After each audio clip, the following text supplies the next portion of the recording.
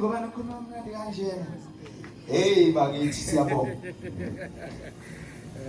Cela ukuthi samukele i-ABC yethu isiphakathi kwethu. Ake nithi shine isihlalo shine.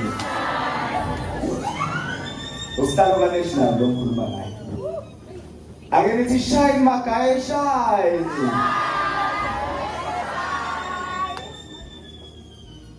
ABC delegates. Ngaphandle komosha isikhathi ngiyacela manqele sizongena endabeni enkulu manje. Sizongena ku-10 manje. Uthi ekhulu komshumeli ngelilanga sasikule campus okuqale kuyo.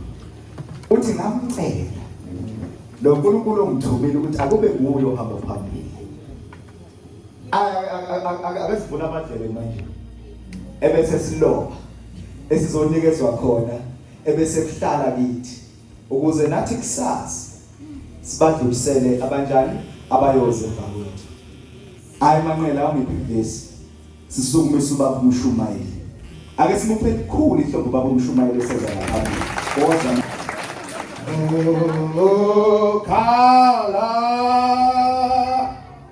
ukhala icilo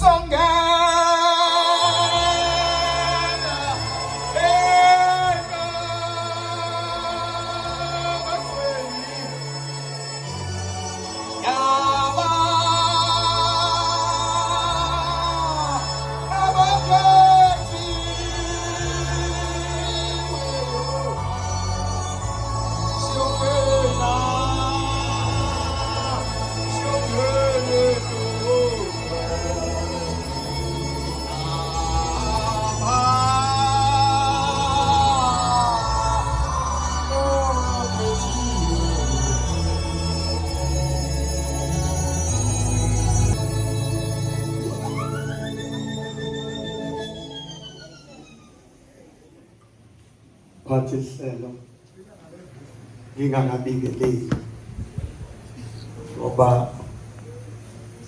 ngizawukhuluma ngo-10 March. Siyabungaza celebration 10 March. Ukubungazwa kwawo uqale kuNganozile, kuqala umfundisi uDuma evula amasango. Yafisa sihloniphe nje amavesi amabili engomeni kaNganozile, siyishaye ngesimelikane njengoba bayishaya. Ibona lo yamfana mphatha uhlelo bakhehle kuma kwafika enhlanzini ngomfundisi cada azongenzela phansi. Yafisa nje umfundisi kaBaba sihlalo kazwelonke nathesa esiphakame sihloniphe lokho bese sibuba nje lamavesi amabili ngoba sikwi-celebration. Nkosi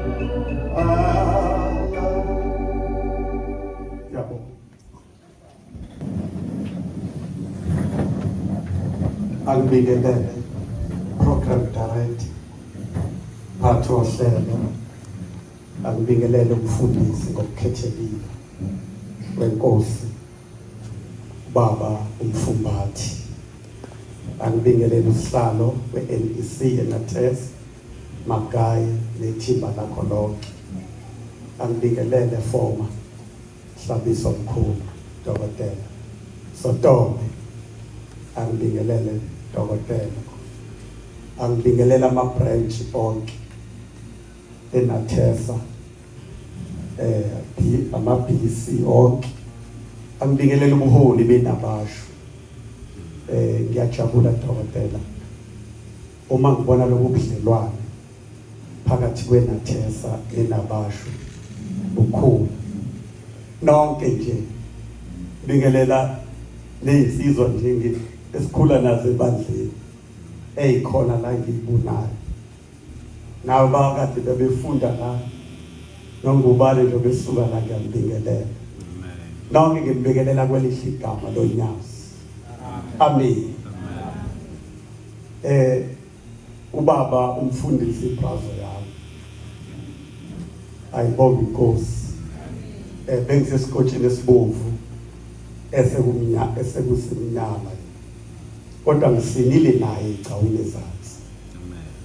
Amen.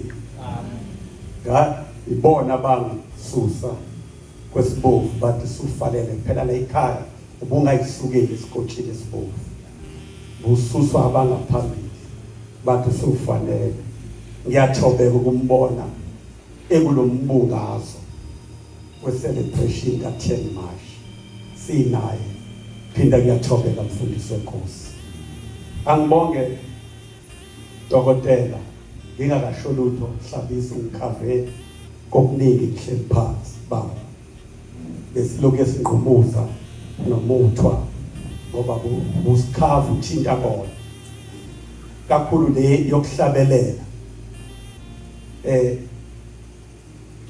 inyanga yezulu yayinake kakhulu leli gama yalishaya kufika ipende yakamuhle yayigqoka umjivo obovu lesembatho esimhlophe ngangikhona ngizwanga ngendaba ngiyawazi ngishamaze awashona kodwa ukubhimba akufuneki lapha ebandleni inkosi ilanga yakathi ivala inkonzo yathi sizovala ngesihlabelelo sama-70 nesishagalolunye yathi ngiyocela omunye ahlabelele yayingavamile ukukhomba umuntu yayithi ngicela omunye ahlabelele wasukuma ukuqala wathi uyasithatha uyazi ubaba umfundisi wathi uyasithathelela isihlabelelo wathi wahlala phansi yabhimba kusho inkosi kwaku-79 lo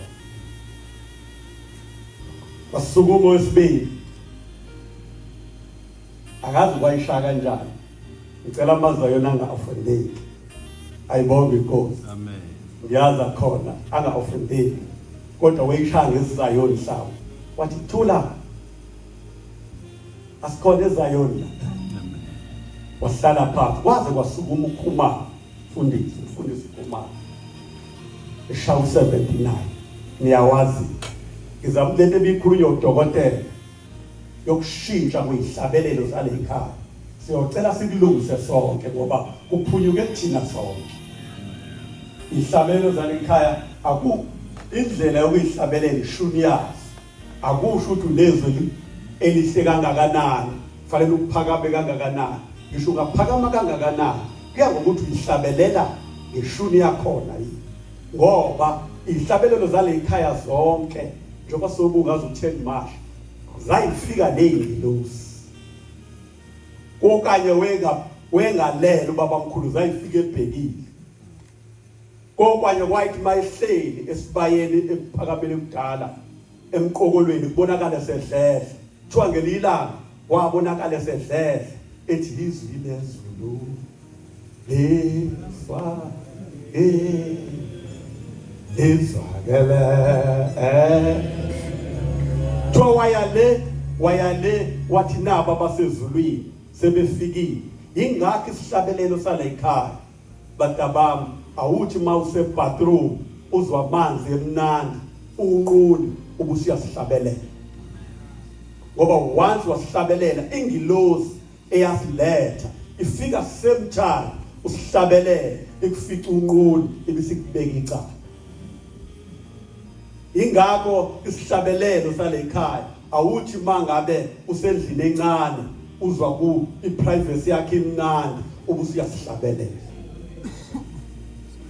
ngoba zayifika nani ney'ngilosi ingakho ihlabelelo zala ekhaya ilokhu ezaqanjwa ngoba esokuqala saculwa abantwana 1910 esesibili saqanjwa 1913 ngincede akuqanjwanga ihlabelelo kwaze kwaba u-1919 kwathi ngo-1920 zaseyiqala ihlabelelo zaqanjwa kakhulu zayilethwa izingilosi angibuyeke ngize ku-10 March bengingena nje angize ku-10 March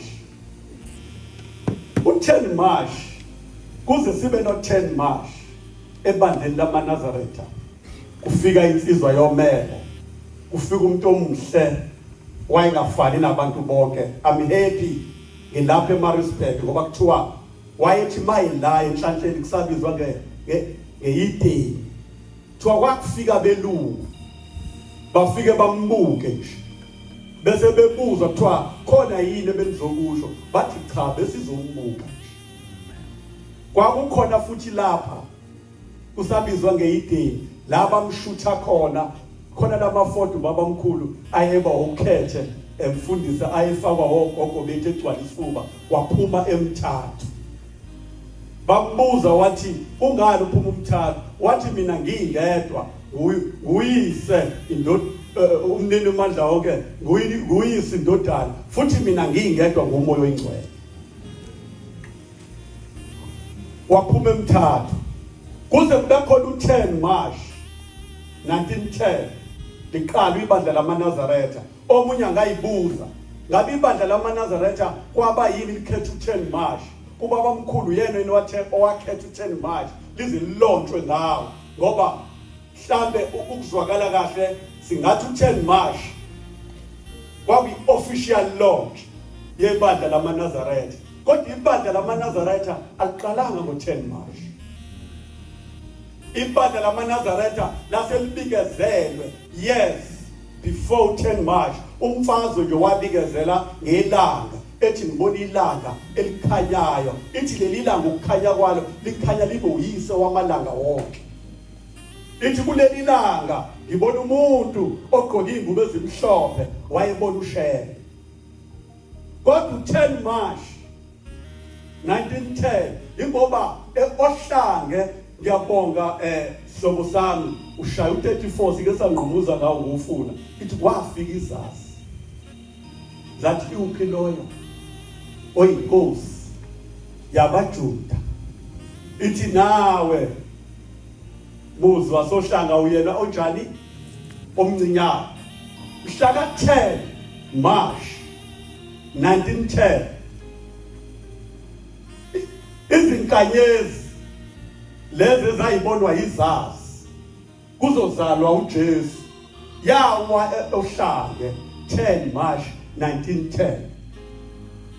Lenkanyezi yayibonwa belungu base South Coast ababa astrologists ababefunda ngeinkanyezi kwakuthiwa abaka Mackenzie laba belungu bayibona inkanyezi iwa yazowela ohlange yawela emzini wasekuphakameni yahlukana kabili. Enye yawela ngapha njoba niyibona siyakabheka bezayo, enye yawela ngapha njoba niyibona ngapha uyazi umfundisi la kuthiwa khona isenhlanzini.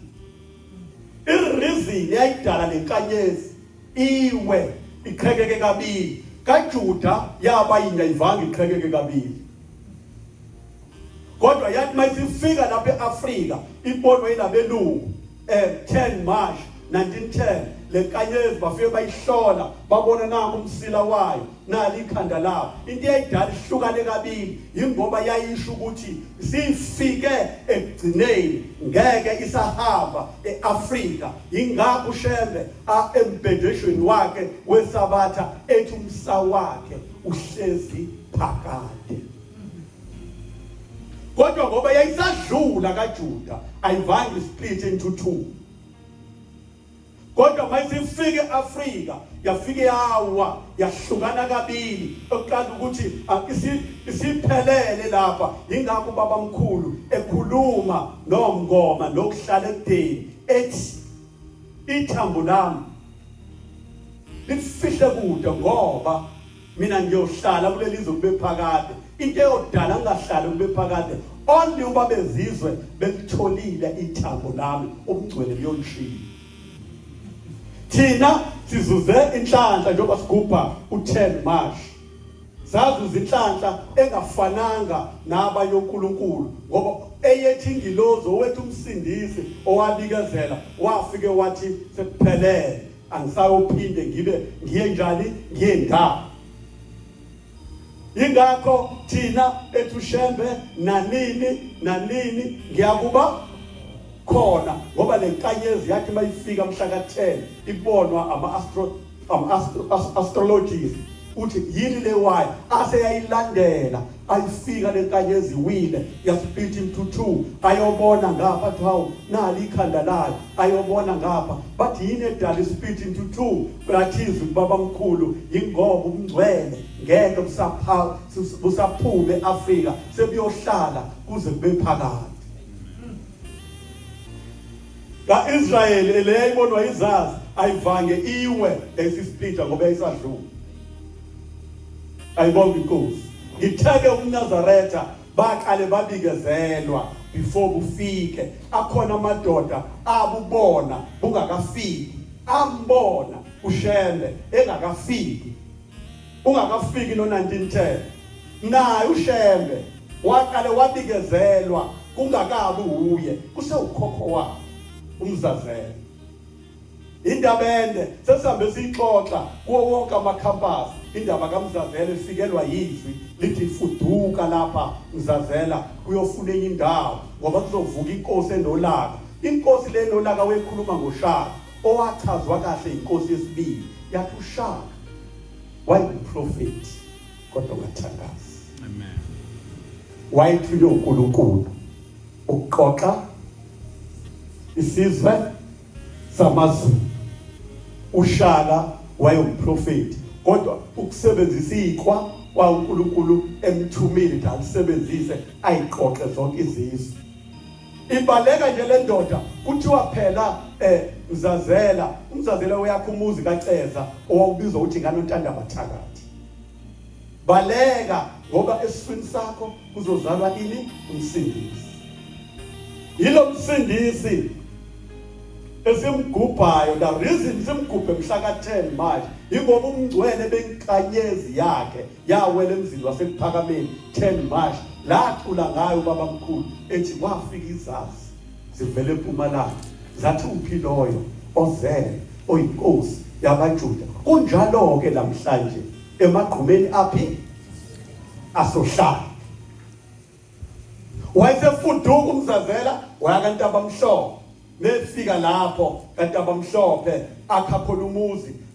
Igama elithi Shembe limele into eyithathu. Khona uShembe isibongo, uShembe umoya ongcwele, bese kuzoba uShembe igama. Kahle kahle mangase ni research kahle maKristu ife khona maKristu la nizobona thina siyinto eyodwa na. Kodwa sahlukaniswa ama-missionaries ngoba ama-missionaries eze noJesu esemshintshile. AmaNazaretha ngiyaphinda ngiyagcizelela lo ayamkhonza uJesu. Khona ngisho ihlabelele nina abathanda ukuphila emhlambini, khumbulani indlela, thulani kukhulume kuJesu. Ubaba mkhulu wamrecognize kakhulu uJesu. Kodwa maKristu amahle thina sikhonza lo enimkhonza lapha eSouth Africa. Lo ufike nama-missionaries.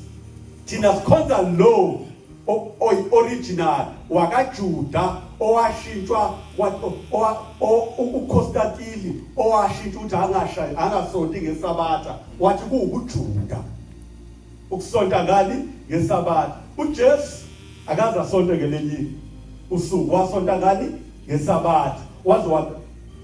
Waze kwabuzwa kwathi uphiliselani ngeSabatha.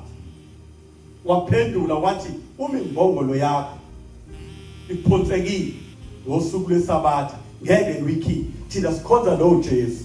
Kodwa lo ufike la esehlakaniphile. Afika ama-missionaries aqale ngapha ko-Eastern Cape kakhulu efuduka eza la afike athi ukuze ube uNkulunkulu shintsha igama lakho lesiZulu ungabe umzwendoda ube uErnest.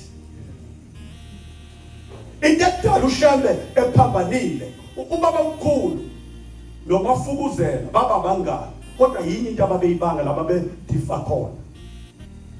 uMafukuzela weyiproduct yama-missionaries and a 20 mandate yama-missionaries. Afika phambane nomngani wakhe ukuthi no, awukwazi ukuthi makufanele ngibhabhadiswe fine ngishintshe igama lami ngibe lesingisi bese kuyima uNkulunkulu ezongisi.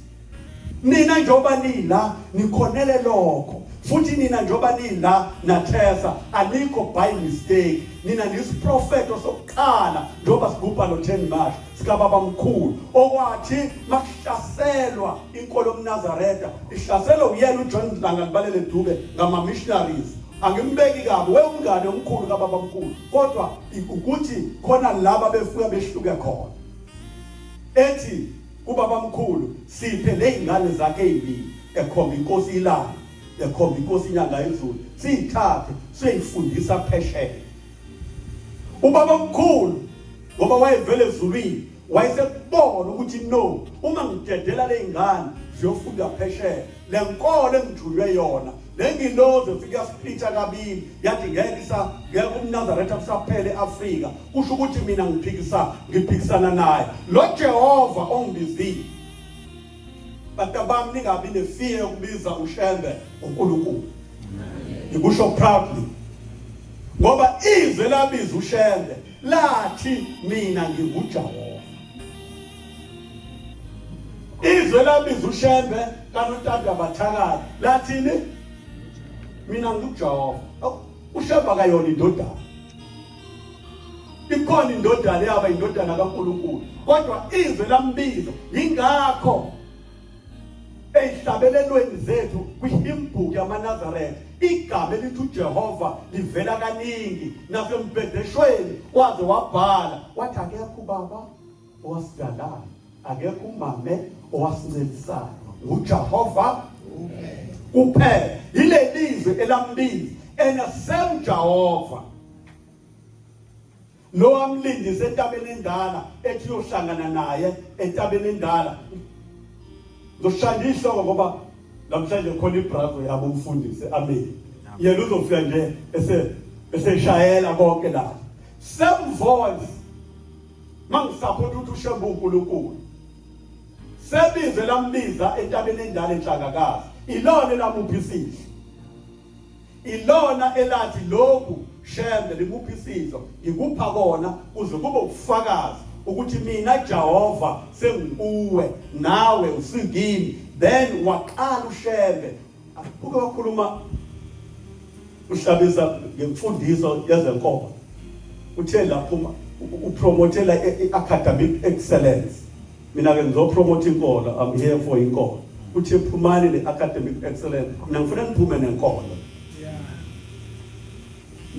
Liyazwa batabanga same voice lithi ke kuye lokho kusho ukuthi mina sengikuwe Shembe nawe usukile.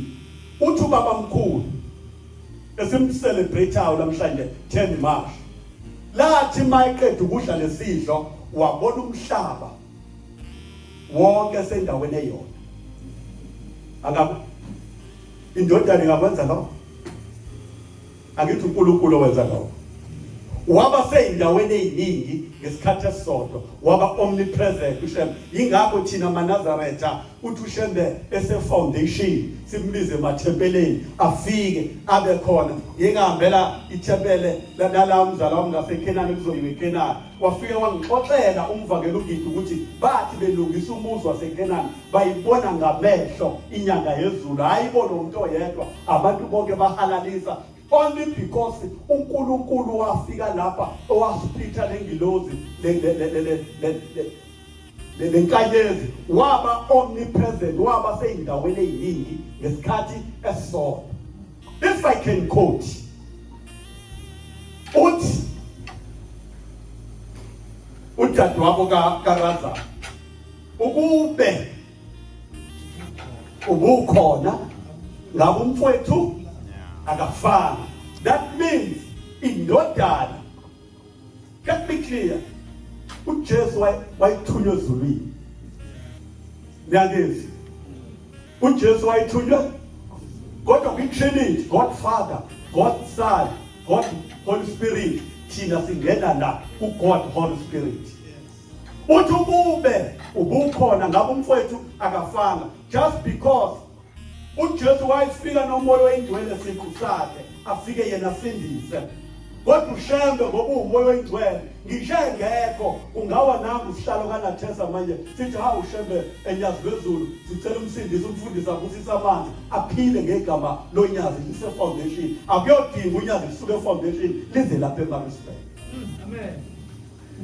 Naturally distinction phakathi kaShembe noJesu.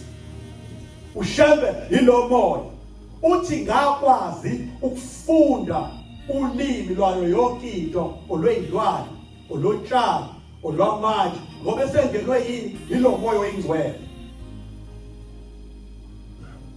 Ngenze isibonelo ngise Howard ukuthi fundisi yamazi maziwa yingcwele. Ngiyamazi ngoba ngambona mina wengamanxeba la egida sambona nanayi ibrazo yabo baba umfundisi. Ngambona mina uMadliwa ingwenya wakandunakazi. Wabanjwa ingwenya eCuphu eGBC. Uqala ubaba omkhulu ukhuluma nondunakazi uthi indunakazi yakhe iqhugwana eliyoba yimi okuyothi uma uba nenkinga ukhulume nalo ezifu ukhuluma nami. Bese ungenzela umsebenzi owodwa njalo ngeSabatha ungifundela incwadi. Ngoba kwakusaphejwa ini uNazaretha. Thabani bufikile uNazaretha izizwe ziyosika. Wakwenza lokhu undunakazi. Uthe seSabatheni undunakazi wezwa kuthiwa ingane yakhe isibanjwe ingwele lapha phansi. Ubaba omkhulu usephakameni nomngomo. Ubaba omkhulu utshela umngomo esephakameni. Buka ki distance eGBC nasephakameni. Wathi ukhuluma nomngomo. Uthi mngomo, habuye lapha iqhubhaleni. Nangu undunakazi enkulumo. Uthi umngoma ukhuluma futhi hawo nangu undunakazi ngiyamuzwa uShembo omnipresent okhona ukhona endaweni zonke ngesikhathi esisodwa uzwakala endaweni zonke nani lapha eduty ngizokumane imbizanisi. Uma undunakazi ingwenye imshonisa phansi ishona naye phansi ubona umuzi wasephakameni ubona ubaba omkhulu phakathi ezibeni ekhuluma nengwenya ngaphiwa ukuzwa lonke ulimi olweyilwane olweyinyoni mihla ngidla nesisihle ethi xaxa lawo mazinyo ungamushi lo xaxa lawo mazinyo wengwenya ungamushi wakwazi uba ubaba mkhulu ukukhuluma nengwenya akathi lo moya ngoba munye uthe noma esekuyinkosi ilanga lapha emanzi emtoti ucwila ingane mfundisi enye exam ucwila ingane uma kusalindwa ama life saving alicwilile lapha uyakhona inkosi ithi ingane mangabe esekubonakala isiziba sinyakaza iphumela phansi ibuzakala ithi usurvive kanjani emanzini ithi uqhamuke uthisha omkhulu uthisha omkhulu wakhe kaMhlanga kwakulanga Thomas Scott uthi number 2 uthi uprofessor uNgcobo ekhuluma emzini wasephakameni utshalwa lona ilanga uthi mina ngangiseva phansi kwakhe ulanga Thomas Scott headmaster nguthisha uthi ngesikhathi kuphonseka ingane ngangikhona uthi zathuthuleka sonke staff room siyombikela ukuthi thisha omkhulu nayi ingane siyiphonsekile uthi wathula nje wangasiphenduki uthi waqhamisa icebha uthi saze saphuma one by one sathi awu lo muntu unenhliziyo embi kangaka uthi besiphumile ingane sebeyinikeza usizo lokuqala beyiphampa amanzi isikhuluma ukuthi bihleli nothisha omkhulu uthi sabuyela kuye sicabanga ukuthi uzoyijabulela le ndaba ukuthi nayi ingane ithi ifice yena phansi kwamanzi isibiso yena uthi ufoyikile uthisha omkhulu wakhanyisa ngempala wathi amanzi angiwadonsa ngomlomo ngifana amakhala ngoba azongikhica wakushinga lo mlomo mawuya kuma accounts alapha eThekwini you will find that ayibhaliwe mina lezi zinto kakhulu zibhalwa uProfessor uSteven zabhalwa oPapi khona umlungu bejwayele ukufika lapha ebuhlelo uPapi ebhala zonke izinto uProfessor uSteven umechaza noShembe simbungazayo namhlanje umchaza ashule thina maNazaretha uthi ubaba mkhulu way any form of abnormality uthi wayenye into eyayingaziyo uthi ngelila we can call him a God creator ngoba wambona uProfessor uSteven wenza ithesis ezowenza iPhD Hlabisa wazohlala ekuphakameni inyanga ezintathu wanedokotela ekama baba mkhulu ehleli ahlala eduze kwakhe methatha istep yabhala mekhuluma uyabhala uthi ehleli kwase kufika belungu emzini wasephakameni behamba nengane yentombazana yayisiqhuma amabele labelungu. Iproblem yale ngane yayingahlukanisile ukuthi iyintombazane noma umfana kodwa ibonakala inamabele.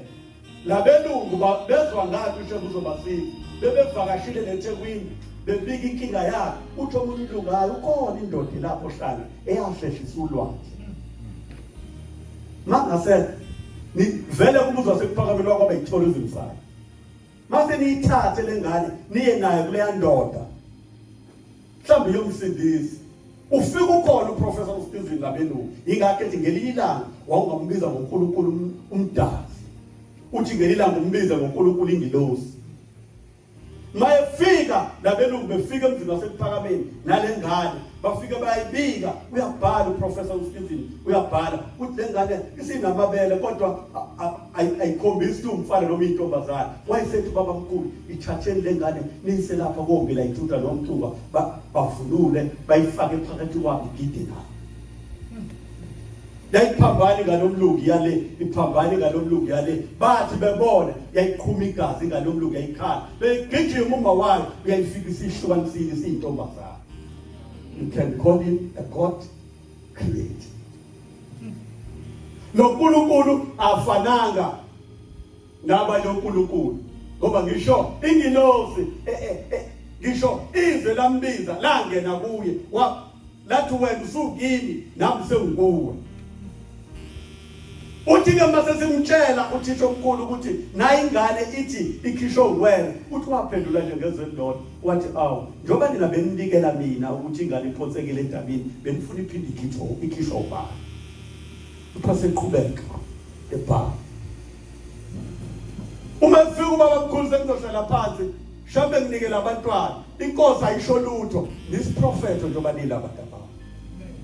Ibizi ibandla libandla ningahluleka ukufundisa lezi ngane. Ibandla alisho lutho uvele ninikele iminikelo ishayo uthiki uthi ubaba mkhulu ay John Dube uyabona ke ibandla liyanqaba nalezi ngane wenqaba nathi wenqaba nani lokho niyiko la eMavasithi sihlalo Ndosi ubaba mkhulu wakhuluma ngakho wathi fundisana izingane zenu ezabafana nezamantombazana zifunde igogode. Wathi ngoba kuzisikhathi izwe noma phela lokho kubukeka ngathi upolitical kodwa ubaba mkhulu vese sometimes wongambiza ngepolitician umbize ngeactivities wongambiza ngayo yonke into ngoba kunamacula angabhalwanga abhelisho. Indaba abamkhulu bandlululo lalisaba thola abantu bahlanganele benzana.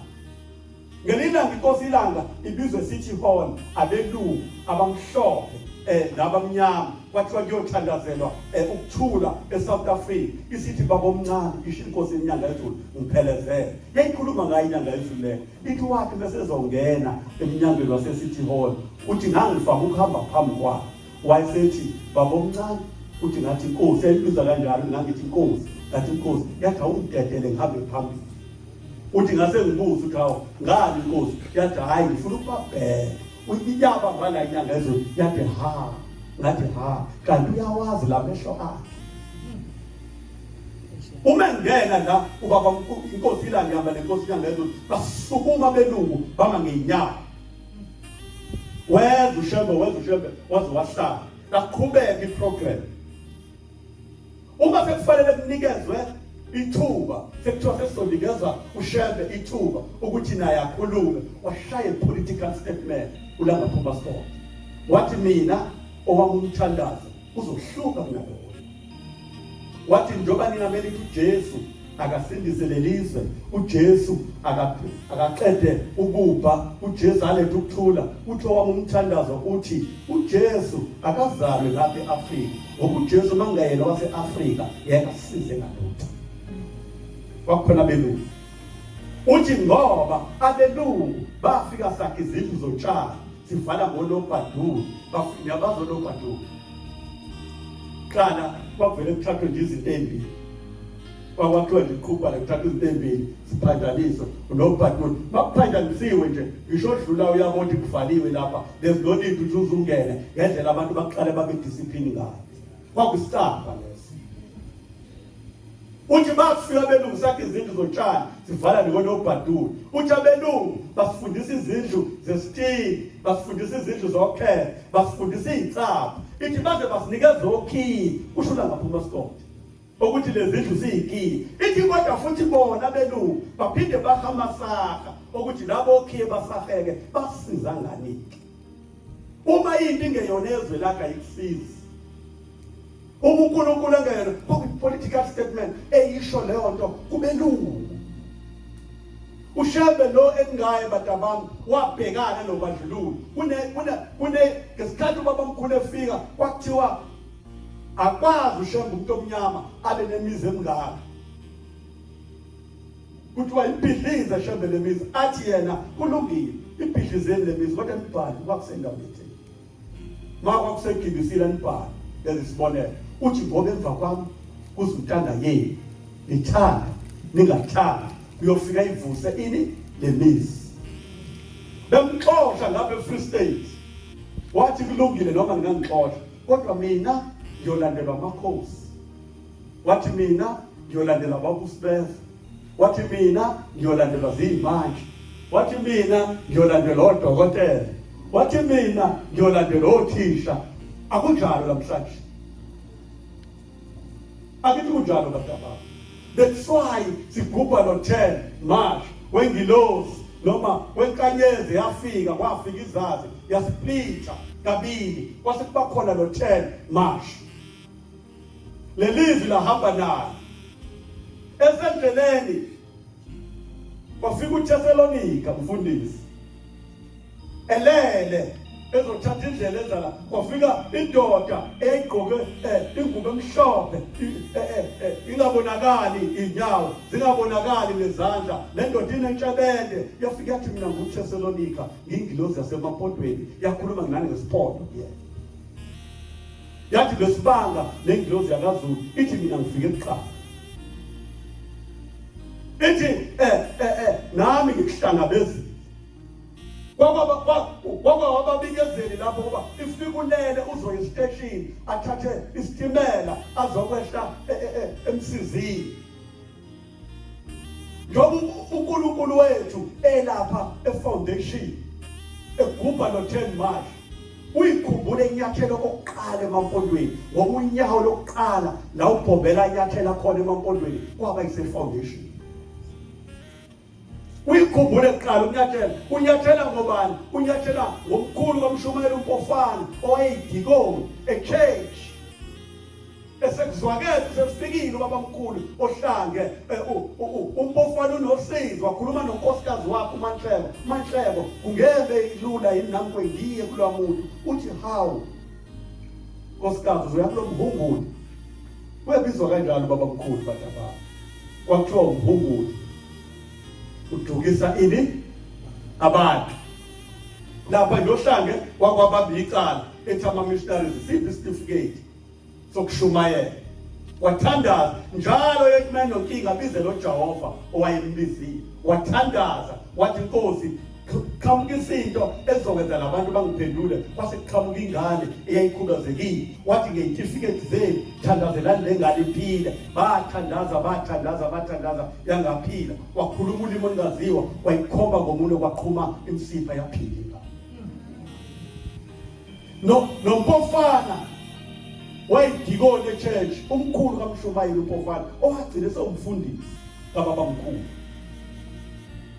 Umefika lapha ekuphakameni usuwakhiwa ubuzwa sekuphakameni ngoba ubuzwa sekuphakameni wakhiwe ngo-1914. Indawo uyithola ubabamkhulu usehomisi la kufika khona ugwacela uthi umuntu kaNkulunkulu ngiyakubona uhamba uhlala kodwa ukho la uzinze khona ikhona indawo ebese ngiyithengile ohlange mhlawumbe wena usiyofika uqedele khona. Nathi ukuze siye entabeni saqale sacelelwa uye noShembe eManazaretha ngoba kwakubizwe yena yedwa. Wathi bekhuluma noNkulunkulu ethi nalabo bantu ngiyabacelela ukuthi abeze kule ntaba. Uthi uNkulunkulu kuyofanele indoda nenkosikazi nombalo oza kule ntaba aphathe inqaba. Uthi yena hawu Nkosi kuyohamba inqaba ibizi. okungenani ngicela ukubacelela baphathe imbali. Uyayibona imbali ephathe iKenani ibale kanjani? Imbali ephathe iKenani iyoloba igama lakho. Uma siya ohambweni siya eKenani siya kubalo siya kwi-census yasezulwini ngoba uthi uyobe usubaletha ke shembe labantu njalo ngonyaka ngizobabala lawa amanzi lawa ya alapha eKenani abekhona mfundisi emaseleni. Isikeli lesa se-census njengoba sifike sithi uyabalwa ukuthi nawe unjani ukhona. Instead ukuthi siphathe inqama uphatha imbali uthi kofanele indoda nenkosikazi nezingane baphatha inqama bafike benza umnikelo wokushiswa la. Ingakho leya mbali uma sekuvala babe inkosi sivalelisa intaba iyaqoqwa leya mbali ishiswe imele lo yamnikelo wokushiswa esawucelela ubabamkhulu ngabe saphatha inqama. Kodwa yena wabona phambili njengoba kade esho uVumo ethi kwezinye indawo ethi uyafika ngoba wathi bese ezothandaza esuka kwa wathi wena Nkosi ongibizayo ngicela ukufitha usuphambili. Wethi uyafika kwezinye indawo bese bethi ukhona umuntu ofikile lisibuza indlamhlanje kaMangisi ithi benjani ithi benjengawe ithi wena Nkosi ongibizayo ngicela ukufitha usunjani usuphambili. Wayesesicelela wafika khiwa lo muzi wasephakameni waqala uShembo wawakha ngo1914 utheme wakha wawubanga nabafana bakaPasaliya bavukela ubona leli badla kade linamandiya sonke nawo onwe inkomo khona leli lalungishumayele uPolika elahamba la ucela ukugama lo Aaron Balu uAaron Baru ekushumayela ngayo inkosi yesibili ke yona ithi kwakhiwa lo muzi wasephakameni ithi lo Aaron Baru unikelile ngekhulu lopholo ikhuluma ngokunikela ithi ukunikela ngeke ukuphucwe umuntu ubhalwa ngisho emathangeni akho likuthanda unikela. uPolika wahamba wenkosini ilanga isentana uhlahla umoya wafika wathi Nkosi sengicela ukugama. uPolika wegida edlisidlo ekwenza konke eyiNazaretha liyamema bonke abantu abamhlophe ekhuluma isiZulu njengomuntu. Ithi inkosi bona kuzuyibonile intombi uthi baba ikhona engiyibone lapha emgidini weshonile yacisela kanamandiya wanivikela umshayeli uthi no wena Polika ngeke ukwazi ukuganwa yilezi intombi ngizohamba ngiyaphesheya ngiyokhuluma nogogo baba uthola intombi enembombo mide hayi lezi zamaZulu noma zamaXhosa noma zamaSwazi noma zabo. Uthi besuka ezwa lelo lizwi uPolika eselapha usethi wePolika woza la yambiza inkosi esifile ithi yazi wena Polika njengoba ufuna ukugana umuntu ingoba wena usukhuluma isiZulu njengomuntu usucabanga ukuthi umuntu omnyama sengiyasithatha isiZulu kuwena. Wathi esuka lapho uPolika waqala wayikhuluma isifana kaloko. Wafika-ke bantu bami angigcine nge-foundation ngehle ngoba isikhathi asingivumi namhlanje amen. Wayesefika umkhulu kaProfana wafika wayibika lento yabonwa ongoma fundise shithi umbala ombatha babecuthile umbathe bhala amakholwa ngoba ubaba omkhulu wethu medlula abantu abami edlula nje usonto abantu baphume bonke. Wayenephunge elimnandi njengoba kuthiwa thina siyi-product yephunge elimnandi baphume bonke. Umbatha nje tholakala umbatha naye wayethunywe amabandla ethi hamba makunomuntu nje makudlula loshende njengoba sisonto ephuma umbhale phansi. Wathi ma ubaba mkhulu entabeni umbatha acuthe ehlathini le-writing pad nepeni uzobhala abantu abazohamba nobaba mkhulu. Wathi ngelila ngecuthile embuka ubaba mkhulu wabona inyanga isuka baba mkhulu ziza kuye. Esithi Dlamshati bizali leya ndoda wayesebiza umbatha yathi wembatha wenzani lapha wathi ngibhala abantu abazohamba nabo wathi ubabhalelani wathi ngithunywe amabadlami athi ngibabhale phansi. Ithi yini imbatha edala labantu basuke emabadleleni bazohamba nabo uthi umbatha bathi khona into abake bayithole uma beyicela kuwe. Ithi baye batholeni uthi umbatha bathi yonke into abanosizi ngayo wena Shembe uthi mabeyicela ubenze uthi ubabamkhulu wena Mbatha unalo yini usizi uthi nginalo nganginazi ingane ithi Mbatha yeke iphepha cela ingane nawe cela ukucelayo yeke iphepha wabonakala uMbatha sewujoyile kwathi uMbatha usesidayisile batholakala uMbatha batholakala uPetros Mnqayi batholakala uMngoma abafundisi abadala oDengcobo uDengcobo wayishumayezela yena esibayeni seyinkomo ngale emona kusakutholakala ikhongomane so bese inkulumo yinde leyo wayishumayezela yena uDengcobo naye wayidikoni wafika unkosikazi wakhe uMathuli engekho esebenze eGoli wathi le ndoda ngiyithumile ngayise esitolo esithile ngathi khona isigqoko efanele yongithengela sona wathi lesi sigqoko sikhona la ekhaya nkosikazi singaphansi kwamaphusmende ithi le nkosikazi lo muntu wazi ngani isigqoko esingaphansi kwamaphusmende la ekhaya usazi ngani uthi lesi sigqoko esami Bese le nkosikazi kodwa baba mntu kaNkulunkulu ngeke ngikwazi ukukunika lesigqoko ngoba akekho umyeni wami useGoli ithi kulungile ngocela umbhalele incwadi umtshela ukuthi ngicela kuye akithi kwangekho amafoni uyabuza unkosikazi uMathuli uthi umuntu kaNkulunkulu uma sefikile ubaba wena uyobona ngani ithi mina ngiyomuza esuka nje konke ngaphiwa ukuzwa lokho ni ngaphiwa ukuba seyindaweni eziningi ngesikhathi ngaphi ukuzwa kusho imicabanga akade uMakhathini la emgababa utshena yena uthi uMakhathini hamba nali yasho lami liyakhuluma hamba ulibheke uMakhathini kahle kuthini ufike uyabuza uMakhathini waseNewspaper khuluma hathi uthi wayinenkani uyamazi umfundisi ngakubona mina lelo xesha lalicama libhekise phezulu uMakhathini waseNewspaper owahamba nobabamkhulu owakwadimanda umhlangano umfundisi enkosini uThini wayenkosini uThini umhlangano engasawutholi wafika wathi ngani yami ngeke kulunge mntanami ngeke kulunge chance ngihambe noyisho omkhulu ngahamba nobaba wakho akaze kushayela isikhathi bezawulethile umhlangano eNewspaper ngeke ngani yami zama ngani yami uyela uMakhathini loyo owashawa inkosi ilanga isihlelo esibili wanamathela imino esihlanu la siyayazi thina sayibona ngamehlo esikhombisa leyo mino esihlanu okwathi ehla nomhlangano la ngaphuma Scott wahamba ngendlela kwakuyikhesela kunenkani kodwa inkani yokhona wathi enkosini ilanga le nto siyazi siyazi-ke manje mfana sambe noyisho asambanga la lendlela uyithatha akaduyela uMakhathini loyo owashayana nobabamkhulu ngeyimfuyo lezi mgubha manje owathi begida umakhulu kancane bathi bebengena egxalabeni beyale esiyimidla mshadi kamayike isiphethe umbrella esingena phakathi kwawo base beyale noMakhathini bayale noMakhathini uthe uyaphenduka uMakhathini kale lenkosi nobabamkhulu uyaphenduka bashayana ngeyimfuba watheleka phansi ubabamkhulu yasukuma ayithintithi indla mshadi kamayike yathi ha uMakhathini seniyangidlangazelela ngizobuya sengiyiduka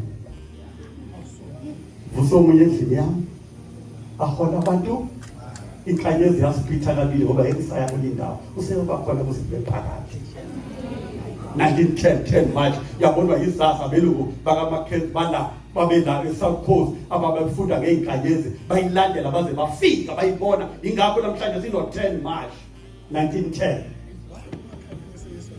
yes what uthenga uma ilanga sesithatha umhlangano lehlanayo uthi ugogo wami wayekhona mhla inkosi yesho kokuqala ihola umhlangano ususentabeni uthi zabuka ubaba kushiswa inkatha uthi sambona efaka umjivo omhlophe efaka amabhuzi efaka idweli kaGrey amabhuzi wavulile uthi sathi sibona wayehamba phambi kwezitsha sathi hayibo iholwa uyini namhlanje la yahamba khona usuku olodwa uthi ugogo wami uMangidi wathi mawe babona sebekhathele waba diphi wasephefumula kakhulu kwaphuma intuthu eyaba njengenkungu uthi yabamboza bonke uthi yathi mayiphela lentuthu baba fresh bonke bahamba one day uthi insimbi yezingane lethi inkosi ibusise bayiguqela lapha kuzulu ekuphakameni okudala just one day.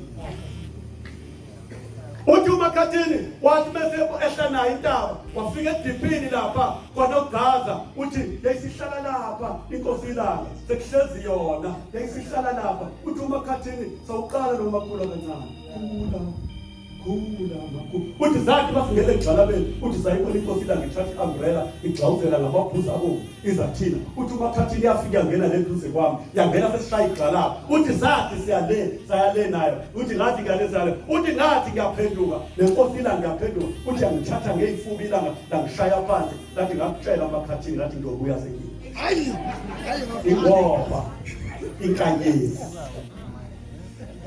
eyafika eyafika izazi kaJuda ayisplitha thina yasplitha kabili ngoba yayisithi sengifike la ngizohlala khona kuze kubepha asophinde ngiye nda uthi ke ubaba mkhulu batabami lo 10 March Pofana yaluza usizwana ebika uPofana kubaba mkhulu buyela Pofana ezweni lakini wangapha uPofana walapha efoundation ngaseyingolweni mfundisi ngasehati wathi ngizofika emva kwethu ey'ntathu emva kwethu ey'ntathu wathatha isitimela emsizini wehla ey'ngolweni esiteshini wathunywa ubaba kaPofana ngoba kwakungumkhulu wakhe wamhlangabeza umefika lapha kaPofana ethandazela abantu kuyale ufika uthi uPofana namhlanje ngizokwakha ifoundation yamaphondo njoba lapha kwakuse foundation weqala nga ukunyathela since ahlangana nengilozi uThessalonika yathi mina ngwasemampondweni nami ngikuhlangabezile weqala nga ukuresponda kuleyo khona kaThessalonika ingilozi ayibona inemna ifaka ingubo emhlophe engaveli ngisho izingalo ngisho uNazaretha le batabami thina lesibanda leke lasonta ngamabhanji iNazaretha siqala ukusonta ngayo ngo1920 lebhanji wathi ngo1923 base kufika abahloli basezulwini sasimboza fundisi indoda emboza isikhathi Nkosi yami ngoba leyidinga leyindaba yanzana so itshela abantu indoda yemboza inkosikazi imboza umama benjani bemboza yafika ngo1920 kodwa yayivele sikhona yayibangwa yingilosi ezulwini zibuza zithi mhlambe ubani ozomgqokisa lengubo ngehle nayo ingakho kunesihlabelelo lapha eManazarethini esithi zilili uyizuze ngani inhlanhla ngoba uzilile ongagqokiswa lengubo mhla ehla njengoba uzilile ingilozi yesabatha wagqokiswa yena wasehlabelelo ukuthi zilili uyizuze ngani inhlanhla ngo1920 samboza up to 1923 kuthe ngo1923 wase kufika abahloli basezulwini ithi indoda endala yakaMakhathini ithi wathi ubaba mkhulu wathi batabami kusasa esho kuyisabatha ngicela nithophe ngigqoke kahle abahiya ukuswenko kwaleli baba yabona nje ukuswenko kwakuyazi umfundisi leli banda nje kuyaswenka ayibonga inkosi mawubuka ubaba mkhulu indlela ayigqoka ngayo lesa sikhathi kwakuswenka loya wasezulwini kodwa uthi ubaba kuleza ikhadi ukuthi mawuswenka kuphela mfana uzashlomuka wayesesoka kanje ngo1923 kwase kufika abahloli basezulwini bezohlola yonke thina into esiyiyo ayivangi isuke emcabangweni wendoda ayivangi isuke emcabangweni womuntu ayivangi isuke emcabangweni kaShembe kodwa kwehla uNkulunkulu wangena kuShembe waba uNkulunkulu uShembe waba uNkulunkulu phela wayesakhuluma nalo uNkulunkulu okuye mshayelele ethemba ethi ngeke ungigqilaze kangaka ngihambe ngize ngibuye kamhlaba uyalingana kusuthi leli bandla lizophela ngifuna ukuhlala kuze kube phakade wakhuluma nalo uNkulunkulu wayengene kuye athi ma eselele emkhayideni ebuya kambazini ekade hamba ngeenyawo usabiza umngoma nokuhlala edeni uthi umngoma nokuhlala edeni bhalani inyama yami ekhathe izola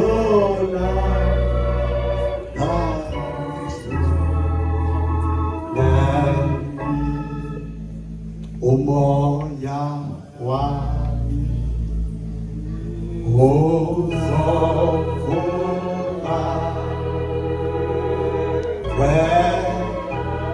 bathi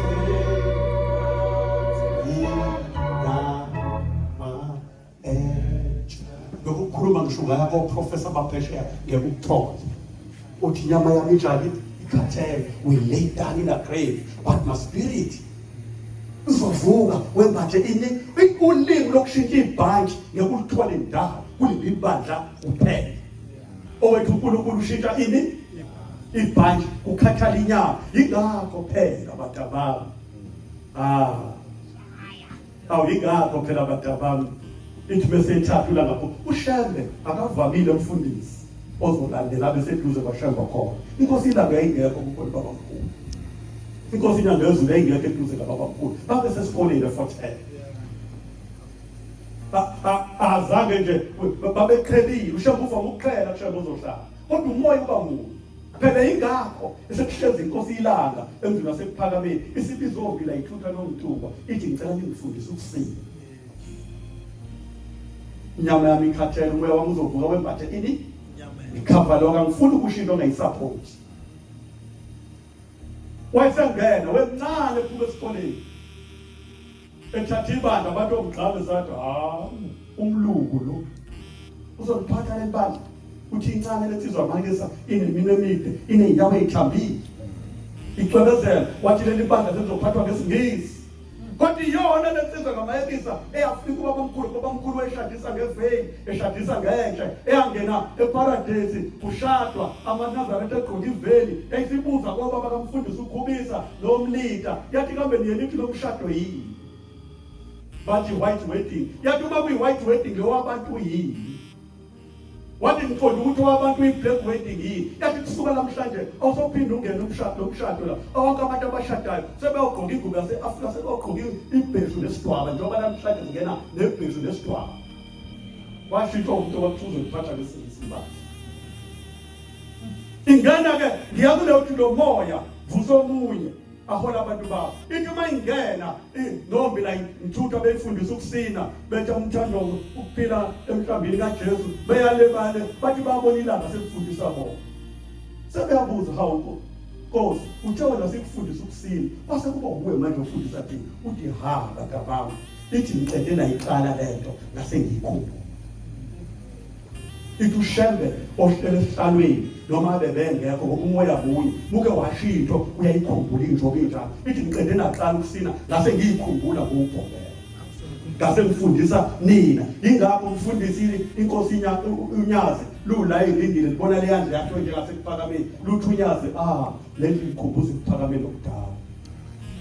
Yingakho lithi ilanga kungubani eshuma ilinto lithi wengubani wangangitshela ingani lento ngoba ngabe ngade ngayikhumbula. Umi phambi kaShembe kufanele ukukhumbula izinto azoyikhumbula esekwesinye isiko noma abengayibonanga ngenyanga kodwa muke wazenza noma wazisho uyikhumbula semthana ngoba vusa omunye endlini yawo. Badabami angeke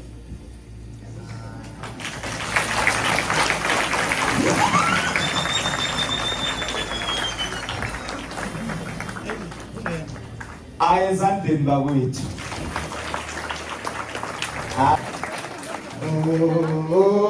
Khala